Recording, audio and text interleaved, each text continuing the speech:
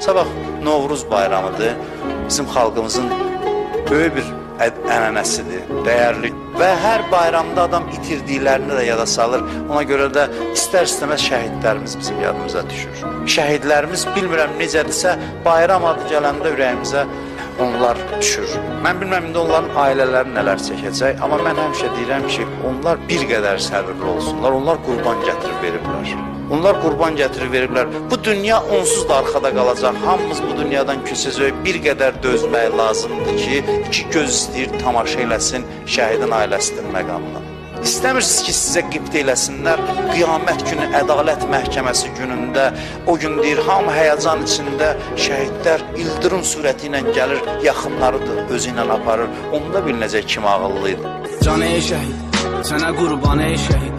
Məzarın nur ilə dolsun hər bir an ey şəhid.